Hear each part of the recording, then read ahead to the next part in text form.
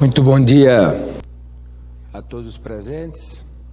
Declaro aberta a terceira sessão de trabalho do 11º Fórum Parlamentar dos BRICS, com o tema Diálogo Interparlamentar do BRICS sobre Clima e Sustentabilidade. Compõe a mesa com esta presidência o senhor deputado federal Fausto Pinato, coordenador parlamentar do BRICS na Câmara dos Deputados.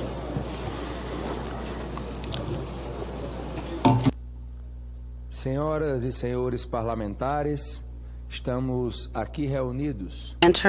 Parliamentarians, we gather here in a decisive moment for mankind. The most recent monitoring report of the Intergovernment Panel on Climate Change was very clear in its message. This decade will determine whether or not we are going to be able to limit world or global heating on adequate levels. It is not a matter for future generations. It is our responsibility now. As BRICS countries, we are in a unique role and place in the global scenario, facing all similar challenges. We also have resources and abilities that can transform the world progress in fighting climate change. Our strength is in our unity. The presidency of BRICS in 2030 coincides with COP30. It is a historical opportunity. Brazil will host the most important climate conference in this decade, and it is up to us to lead by example. In the multilateral posture is essential for us to face the climate challenges of our time. In this session, aiming to build a protagonism in climate issues, we invite all members to discuss this topic, such as creating sustainable financing mechanisms aligned with the landmarks of BRICS, creating mechanisms of oversight and transparency regarding the implementation of climate commitments, budgets that will strengthen resilient mechanisms and nature-based solutions, such as we discussed in the working group of BRICS about disaster management. In addition, legislation on desertification, soil depletion, and droughts, aligned with the recommendations of the BRICS working group on the environment, including reduction of plastic pollution and the maintenance of water resources at the long term. I reiterate that our forum is a privileged space to discuss these topics, especially regarding climate financing, which is one of the main priorities for COP30 in Belém this year. I wish you all fruitful debates with the awareness that our actions today will determine the future of our future generations. Each speaker will be able to speak for up to 5 minutes, and we will then ensure equality in terms of time of speech to everyone, and we will have an alert 1 minute before the end of time, so that speakers will be able to conclude their speeches. And after 5 minutes, the microphone will be turned off. Todos falem de forma pausada para que a tradução simultânea possa refletir os pronunciamentos com a máxima precisão. Por fim, peço a atenção de todos para um aviso importante. A fim de dar continuidade e fluidez aos trabalhos, uma vez esgotada a lista dos oradores e encerrada esta sessão, iniciaremos a próxima sessão de trabalho sem intervalos. Agradeço a compreensão e a cooperação de todos com essas regras necessárias para o bom andamento das sessões. Concedo a palavra por 5 minutos ao senhor Pubalan Govender, vice-presidente do Parlamento da África do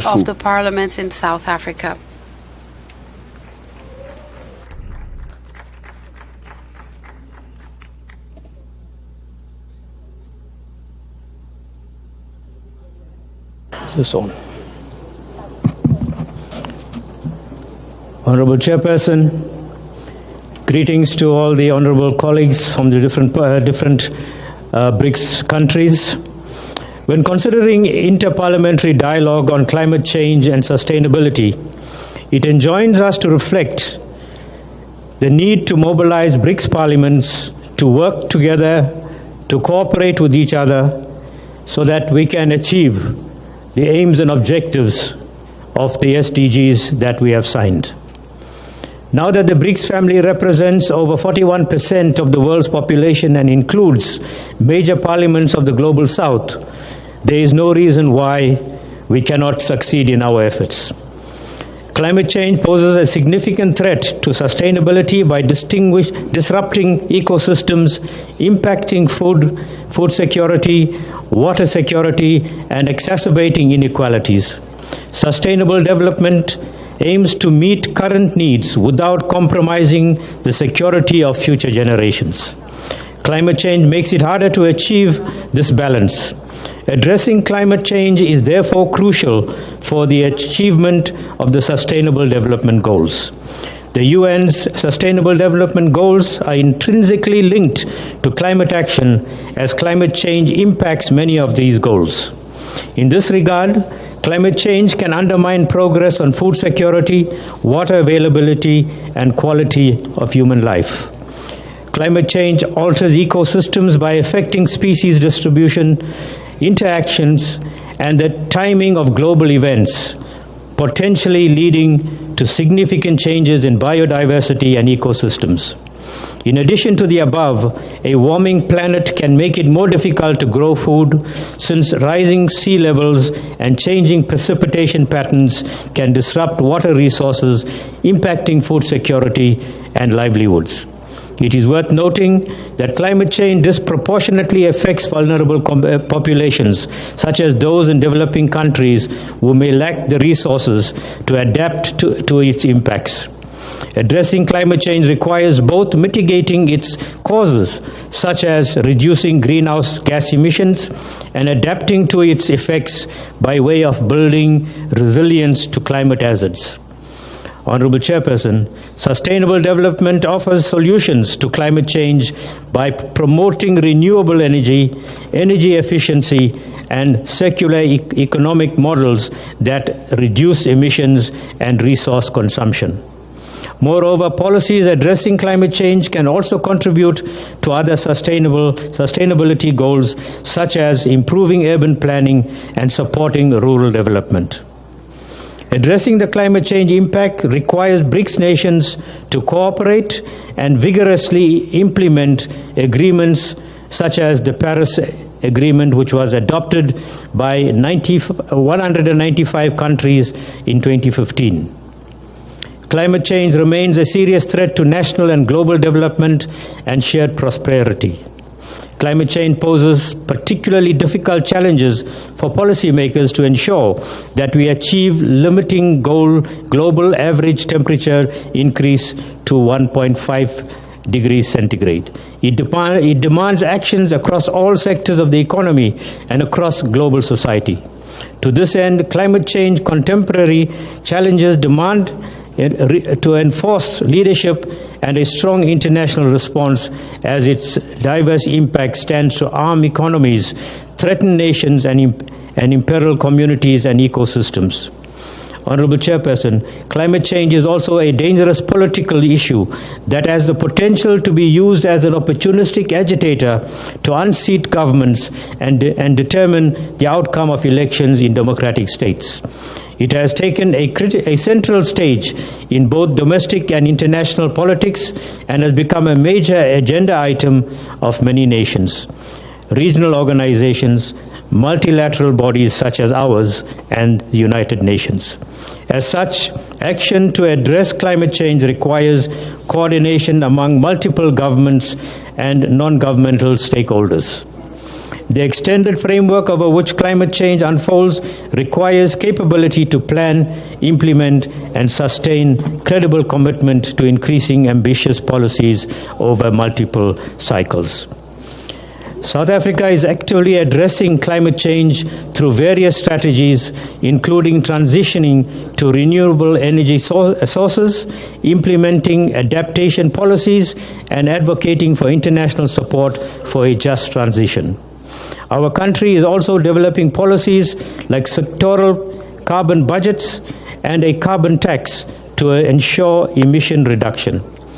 South Africa also adopted the Climate Change Act, whose objective is to reduce the country's greenhouse gas emissions and mitigate and adapt to the effect of climate change already included in the global system. Honorable Chairperson, the way in which climate change affects us all depends on where we are located on the global map. In this regard, the hardest hit population groups are poor people, such as the inhabitants of developing countries who are predominantly farmers, dependent on rainfall and basic mechanisms for tilling the land and earning a livelihood. Let us work together as BRICS member states to reduce the scourge of climate change effects. Without our commitment and cooperation, Honorable Chairperson, the impact of climate change and the attainment of the SDGs will remain a pipe dream. Honorable members, I would like to add and leave you with this thought. The human civilization is considered to be the most intelligent on this planet. Then we must ask ourselves, being so intelligent, why are we destroying the very natural resources that we require to sustain ourselves and to ensure that future generations have a planet on which they can live? One wise person once said that if we destroy all of the human civilization, nature will flourish. But if we destroy nature, human civilization will be destroyed. So with that thought, honorable members, I leave you so that we can engage further in how we can achieve our sustainable development goals. I thank you very much, Honorable Chairperson.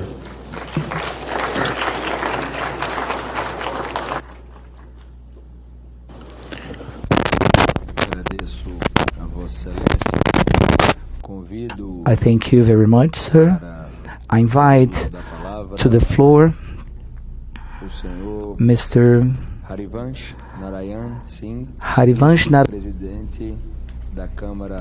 Vice President of the High Chamber of India. Boom Jia. Good morning. Excellency, distinguished delegates, my fellow parliamentarians, thank you very much for giving me an opportunity to share my views on climate change. BRICS brings together 11 major emerging economies of the world, representing around 49% of the global population, around 40% of the global GDP, and around 24% of global trade. These numbers are very significant as they underline the immense importance of BRICS in the fight against climate change by enabling the development of joint strategies to promote clean energy and protect ecosystem. As public representatives, we have a responsibility in spreading awareness amongst the masses by fostering the transition to a low carbon and climate resilient economy through the formulation of innovative environmental policies and the development of low carbon solutions with the aim of improving living conditions. Despite India's very low contribution to historical emissions and to the current levels of global emissions, India has taken several climate actions. These are based on equity and the principle of common but differentiated responsibilities and respective capabilities in the light of different national circumstances. These are in the context of sustainable development and efforts to eradicate poverty as enshrined in the United Nations Framework Convention on Climate Change, known as UNFCCC, and its Paris Agreement. Friends, India's climate action is guided by its nationally determined contribution, NDC, and the long-term strategy to reach net zero by 2070, and its cuts across various sectors of the economy. The National Action Plan on Climate Change, known as NAPCC, provides the overarching framework for all climate actions and comprises missions in areas of solar energy, enhanced energy efficiency, sustainable habitat, water, sustaining Himalayas ecosystem, green India, human health, and strategic knowledge for climate change. As a result of these interventions, India has progressively continued decoupling economic growth from emissions. Between 2005 and 2020, India's emission intensity of gross domestic product reduced by 36%. India has installed 232 gigawatt of non-fossil electric capacity, thereby already achieving its NDC pertaining to 40% cumulative electric power installed capacity from non-fossil fuel-based energy resources, amongst 8 years ahead of schedule. India's forest and tree cover has consistently increased and currently stands at 25.17% of total geographical area of the country. Honorable Chairperson, at the recently held 11th BRICS Environment Ministers meeting in Brasilia, India strongly advocated the need for a collective leadership for advancing the 2030 climate agenda. India reaffirmed the significance of its New Delhi statement from the 7th BRICS Environment Ministers meeting 2021. It advocated a holistic approach to climate action by integrating adaptation, mitigation, and means of implementation, and highlighted the urgent need for developed nations to fulfill their commitments. India also emphasized the role of resource efficiency and the circular economy in achieving sustainability goals. India underlined the importance of upcoming COP30 as a critical milestone for advancing global adaptation and resilience efforts. India will continue to push for an unequivocal commitment to enhanced climate finance, crucial for climate actions. India would like to urge the BRICS nations to join global sustainability initiatives like the International Solar Alliance, Leadership Group for Industry Transition, and Global Biofuel Alliance to facilitate the ongoing efforts to address climate change. I would like to conclude by reiterating that India is committed to working with its BRICS partners to drive transformative change in climate action, environmental cooperation, and sustainable development. I am confident that our deliberations should be effective in addressing this very important issue concerning our Mother Earth. Again, my thanks to Brazil for its excellent hospitality. Obrigado. Thank you.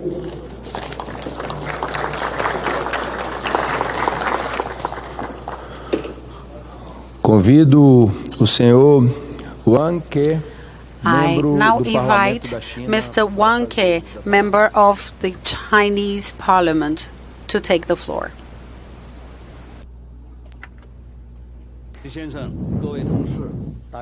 Estimado presidente, estimados colegas, en los últimos años, the extreme weather has caused severe challenges for the survival and development of humankind. Now, some country is withdrawing from international organizations and treaties and adopting carbon border adjustment mechanisms and imposing tariffs on new energy products, which undermines global climate efforts and hinders the global transition to a green and low-carbon model. Last year, at the Kazan summit, President Xi Jinping proposed a high-quality development for greater BRICS cooperation. This year marks the 10th anniversary of the Paris Agreement. Brazil will also hold the COP30 this year. BRICS countries should take this as an opportunity to enhance cooperation and solidarity and advance a fair, equitable, and win-win global climate governance system. First, we should uphold multilateralism.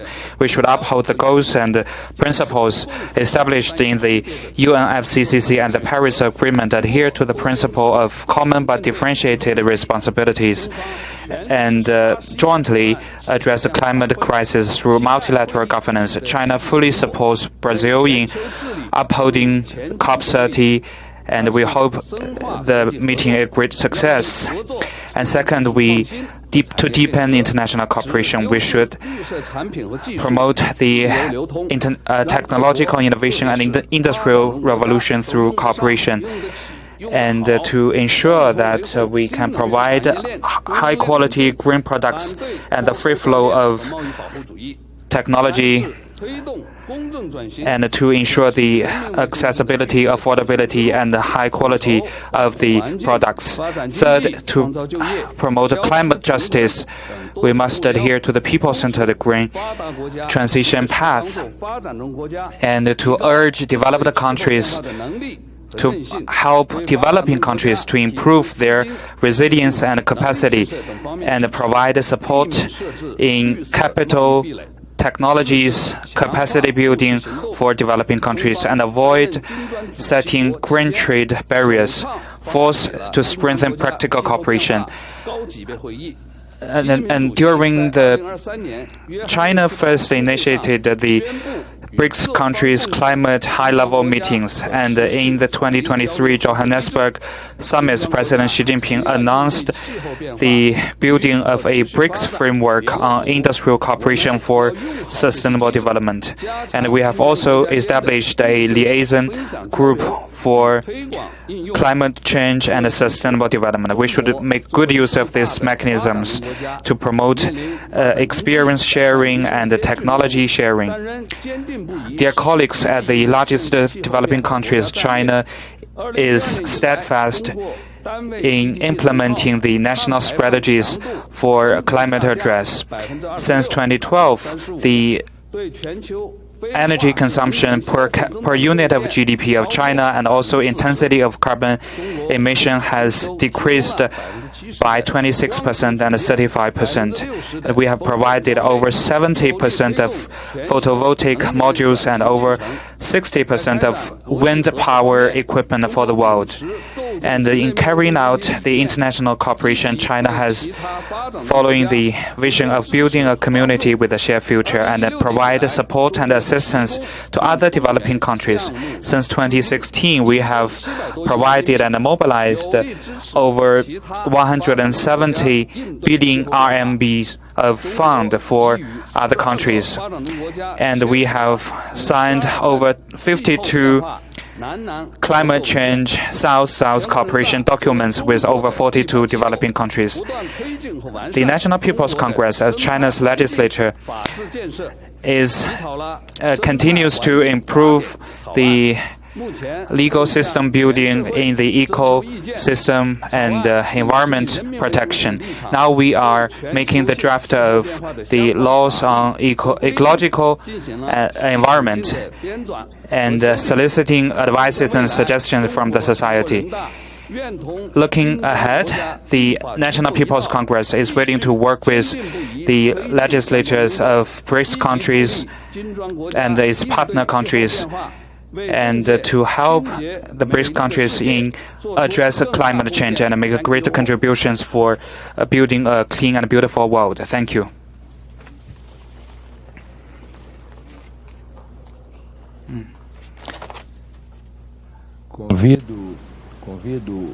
I'd like to invite Mr. Haliza Taigardum, member of the Iranian Parliament, to the floor.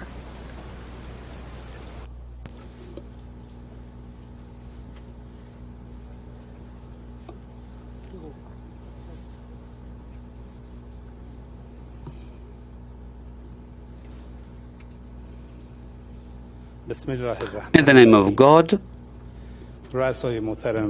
Honorable Speakers of Parliament, distinguished representatives, ladies and gentlemen, it is an honor to join you at this important meeting of the BRICS Parliamentary Forum centered on the inter-parliamentary dialogue regarding climate and sustainability.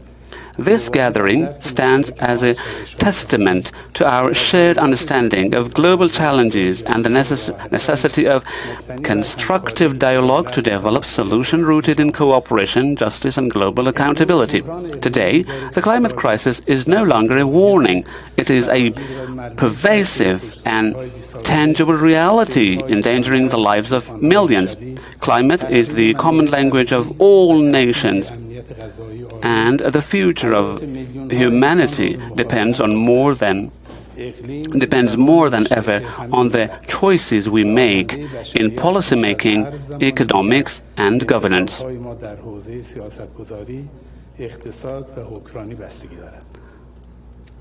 Ladies and gentlemen, the BRICS member states, representing over 40% of the world's population, bear a great responsibility toward the future of our planet. BRICS' vast potential must be harnessed to build a more sustainable and equitable future for all.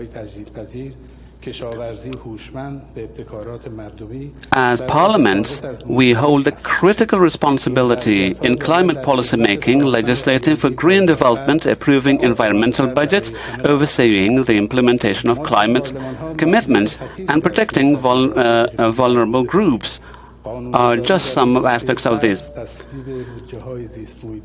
We believe the BRICS Inter-Parliamentary Dialogue on Climate and Sustainability must pursue clear objectives and tangible actions. Allow me to highlight a few. Number one, developing a BRICS Green Cooperation Framework to share legislative experiences in clean energy, sustainable transportation, water resource management, and the circular economy. 2. Establishing a BRICS Parliamentary Research Center for Climate and Sustainability to provide scientific support for policymakers. 3. Promoting joint investment in green technologies with legislative backing. 4. Standardizing environmental impact assessment procedures for major projects in member states. 5. Formulating protective policies for climate vulnerable groups, particularly local communities, small farmers, and the youth. 6. Strengthening interparliamentary cooperation to amplify BRICS' collective voice at international climate forums such as COP. Dear colleagues, the experience of the pandemic taught us that global crises can only be managed through collective action and mutual trust. Just as that global health crisis demanded a coordinated response, the climate crisis requires a multilateral, equitable, and participatory approach. Today, BRICS parliaments must be expected not merely to observe or legislate, but to actively actively engage as drivers of green transformation, advocates who represent the voice of future generations. Excellencies, despite challenges posed by unilateral sanctions, limited access to international financing, and its arid and semi-arid climate, Iran has implemented numerous national policies and programs to protect the environment and combat climate change. The key measures include the following. 1. Enacting the law on protection, restoration and management of wetlands, which is one of the great policies in the region. Second, implementing the National Climate Change Adaptation Plan. 3. Expanding solar and wind power plants in various parts of the country. 4. Adopting the Clean Air Law regarding the jungles through participation of local communities. 5. Policy making for reduction of fossil fuels through expansion of public transportation and clean transportation to be used in industry and domestic use. 6. Adoption of a clean air law. Next, integrated management of water management to fight drought. These policies have been advanced through the active role of the Islamic Consultative Assembly, the approval of environmental budgets, and oversight of climate programs. Also, the Parliament of Iran actually is among the active ones in the region. We have specialized commissions and environment caucuses. All of them have tried to enhance climate governance and protect natural resources. Dear colleagues, I believe that climate justice must be at the heart of our interparliamentary discussions. We cannot expect developing nations to pursue green transitions at the same pace and capacity as industrial countries, especially when they face greater vulnerabilities and bear far less historical responsibility for greenhouse gas emissions. For the Global South, we must advocate mechanisms for technology transfer, climate financing, and ecological debt relief as part of global climate justice. This demands a united voice from BRICS parliaments. Now is the time for BRICS to take a leading role in shaping the global climate order. Through joint initiatives, green policy standardization, the establishment of BRICS Climate Fund, and advancing climate diplomacy, we can form a model for South-South cooperation. Also, the role of Parliament is key in the following. Overseeing the environmental obligations of governments, public awareness, climate diplomacy in the region, and supporting the activities of the people. So, let's together open a new chapter of BRICS climate solidarity, one where parliaments emerge as pioneers of sustainable governance. The future of our planet will only be secure and sustainable through our shared vision, empathy, and synergy. In conclusion, I sincerely thank the Parliament and Government of Brazil for their generous hosting, as well as the esteemed chair of the session for providing this invaluable opportunity to exchange perspectives and ideas. We hope for a greener, more sustainable, and fairer world for all. Thank you.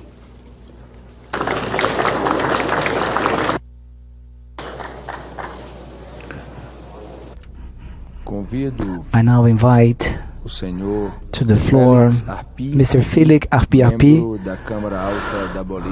member of the High Chamber of Bolivia, to make the use of the floor.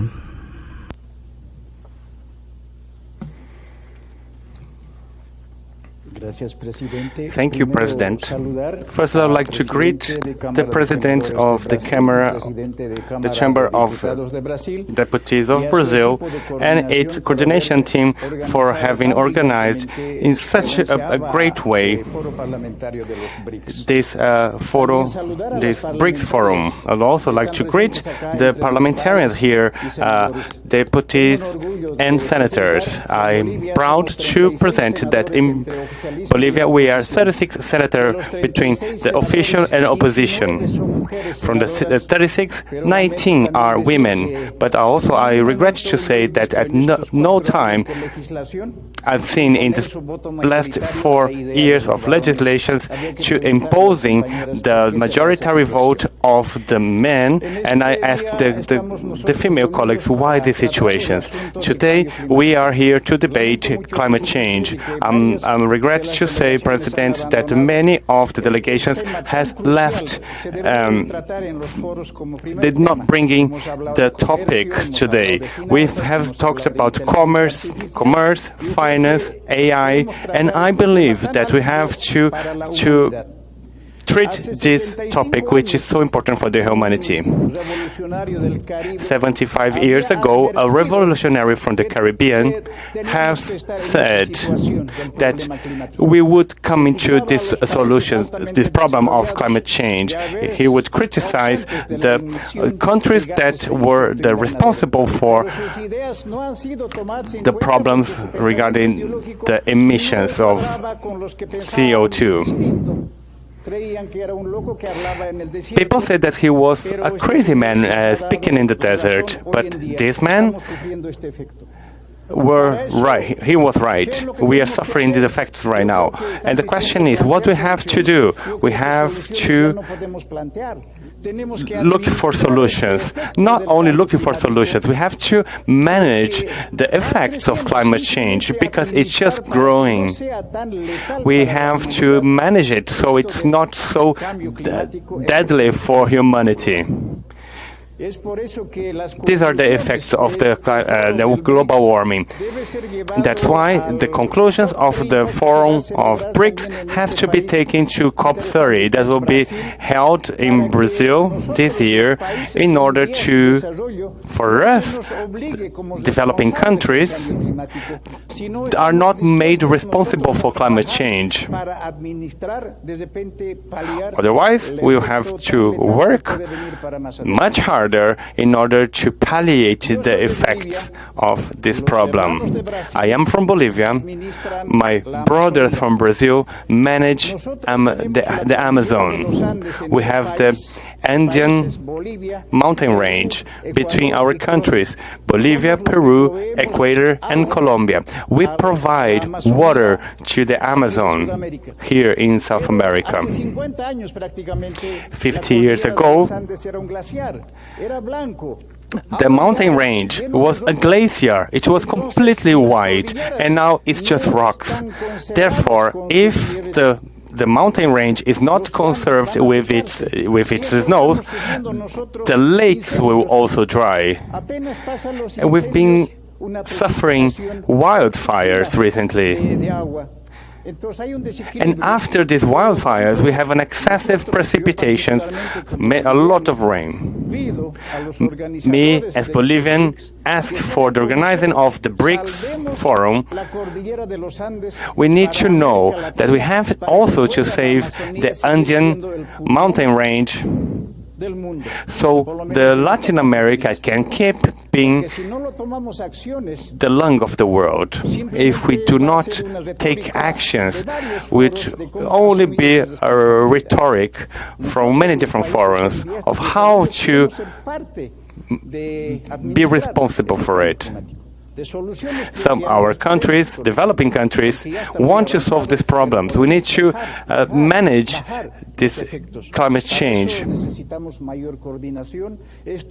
We need more coordination, and therefore this should be the first topic in this event regarding climate change and its problems. Because without that, without water, without wind, we can't talk about anything that can be good for the world. But if we don't have a clean air to breathe, if we do not have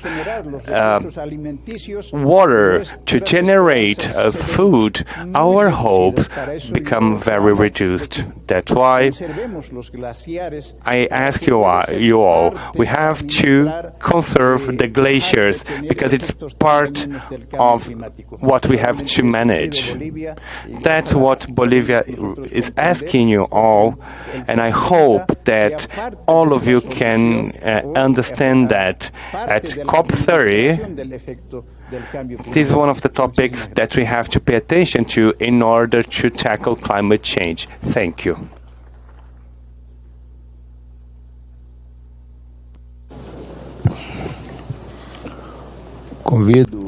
Now I invite to the floor Mr. Alberto Núñez Betancourt, member of the Cuban Parliament, to the floor.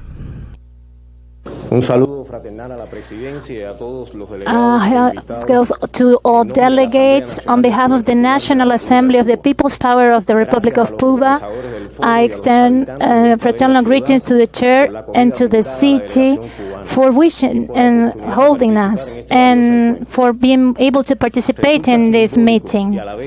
It is both symbolic and very timely that today, June 5, World Environment Day, parliaments from more than 20 countries are sharing their views on climate and sustainability. Cuba attaches high priority to addressing the global phenomenon of climate change. That is why the steps to be taken to address this in an economic and social program until 2030, which is systematically checked by Cuban parliamentarians. In order to address the huge challenge of climate change that threatens us today, particularly small island states, Cuba has a state plan approved by our National Assembly called Tarea Vida, Task Life, which contains the concepts necessary for success. This guideline, which is a working tool for the parliamentarians, is inspired by the thoughts of the historic leader of the Cuban Revolution, Fidel Castro Ruz, who, during the 1992 Earth Summit in Rio de Janeiro, Brazil, warned about the danger of extinction that the human species faced and still faces today, given the rapid and progressive destruction of its natural life conditions. This plan includes strategic actions and specific tasks. It is a comprehensive proposal that identifies priority areas and sites, the level of damage caused, and the actions to be undertaken in the short, medium, long, and very long term. Since the beginning of 20th century, territorial hazard, vulnerability, and risk studies have been carried out. This macro project takes into account the research findings. The climate in the Cuban archipelago is warmer and more extreme. The average annual temperature has increased 0.9 degrees Celsius from the middle of the last century to the present. The rainfall regime has changed, with a significant increase in droughts, while the sea level has risen 6.77 centimeters.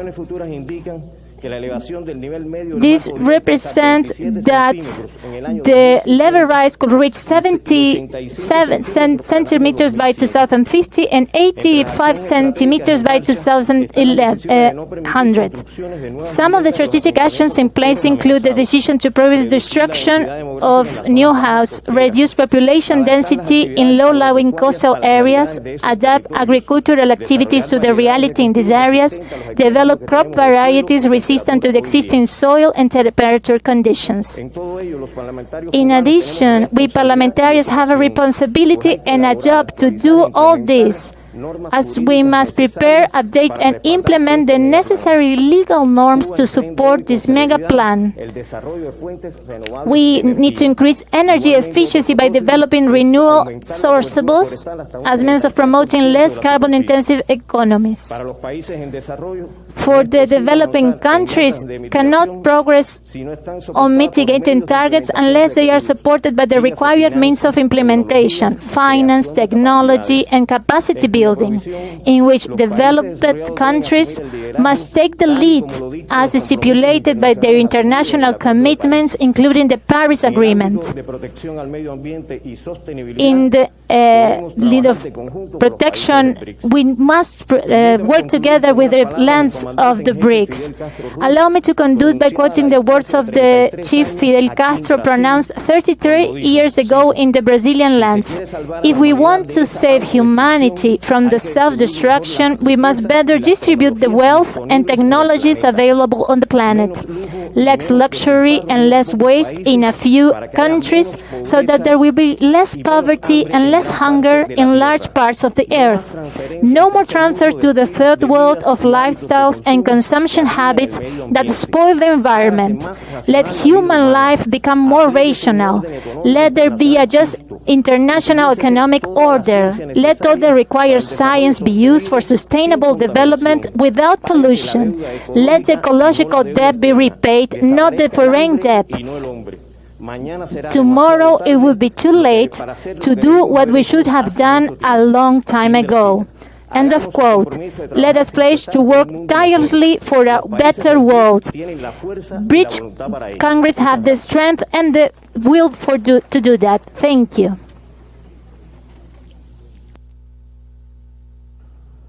Finalizada a lista de oradores desta sessão, esclareço que, na sequência, daremos início à quarta sessão de trabalho do 11º Fórum Parlamentar do BRICS. Declaro encerrada a sessão.